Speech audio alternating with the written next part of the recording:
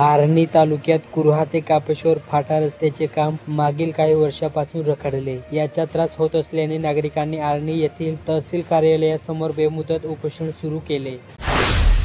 यवतमाळ येथील महिला विद्यालयात मुख्याध्यापकांची सहविचार सभा बुधवारी घेण्यात आली. बांबुडगाव, कळंब, राळेगाव, घाटंजी आणि यवतमाळ तालुक्यातील मुख्याध्यापकांची ही सभा होती. यामध्ये माध्यमिक शिक्षणाधिकारी किशोर पागोरे यांनी मार्गदर्शन केले. यवतमाळ जिल्ह्यात जूनच्या पहिल्या आठवड्यात येणारा पाऊस यावर्षी वीक मान्सूनने चांगलाच थांबला. यामुळे जिल्ह्यातील खरीपांच्या पेरण्याचे गणित बिघडविले. पेरण्या लांबल्याने शेतीचे उत्पन्न घटण्याचा धोका निर्माण झाला.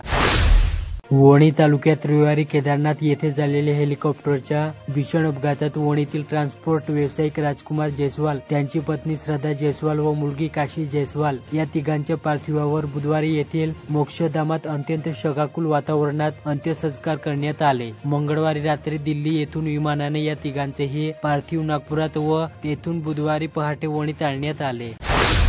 पुसद तालुक्यात जगापूर येथे मुख्यमंत्री ग्रामसडक योजनेतून तयार करण्यात आलेल्या 2 किलोमीटर 700 मीटरच्या रस्त्याचे काम निकृष्ट दर्जाचे केल्याचा आरोप ग्रामस्थांनी केला. ग्रामपंचायतीत ठराव घेऊन या कामांची सखोल चौकशी करून संबंधित कंत्राटदारावर कारवाई करावी, अन्यथा आंदोलन करण्याचा इशारा ग्रामस्थांनी जिल्हाधिकाऱ्यांना पाठवलेल्या निवेदनातून दिला. पांढरकवडा शहरातील एका 17 वर्षीय अल्पवयीन मुलीस फूस लावून पळवून नेणाऱ्या आरोपी विरुद्ध पोलिसांनी मुलीच्या आईच्या तक्रारीवरून गुन्हे दाखल केले असून आरोपीचा शोध घेतला जात आहे. कळंब येथे थाळेगाव पुनर्वसन येथील समाज मंदिरात छत्रपती शिवाजी महाराजोत्सव अभियानांतर्गत नागरिकांना प्रमाणपत्राचे वाटप करण्यात आले. उपविभागीय अधिकारी सुधीर पाटील यांनी तहसीलदार धीरज थोल यांच्या हस्ते विविध प्रकारच्या 217 प्रमाणपत्राचे वितरण झाले. मारेगाव तालुक्यात नवरगाव मध्य प्रकल्पाच्या कॅनल दुरुस्तीच्या कामावर कामगार म्हणून काम करणाऱ्या परभणी जिल्ह्यातील कामगाराने धरणालगत असलेल्या झाडाला स्वतःच्या कपड्यांनी गळफास घेत आत्महत्या केली. ही घटना बुधवारी दुपारी 1 वाजताच्या सुमारास उघडीस आली.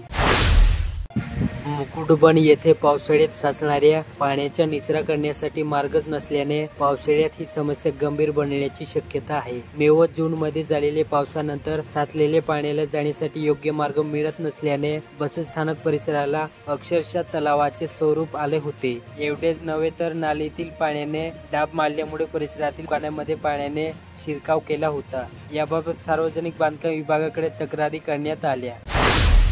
वणी शहरातील प्रगतीनगर परिसरातील कुलूपबंद घराला टार्गेट करून चोरट्यांनी घरातील रोख रक्कम व घराबाहेर ठेवून असलेली मोटरसायकल लपास केली. ही घटना 15 जून रोजी सायंकाळी 7 ते 16 जूनच्या सकाळी 11 वाजताच्या सुमारास घडली. याबाबत पोलीस ठाण्यात देण्यात आलेल्या तक्रारीवरून पोलिसांनी अद्याप चोरट्याविरुद्ध गुन्हा दाखल केला.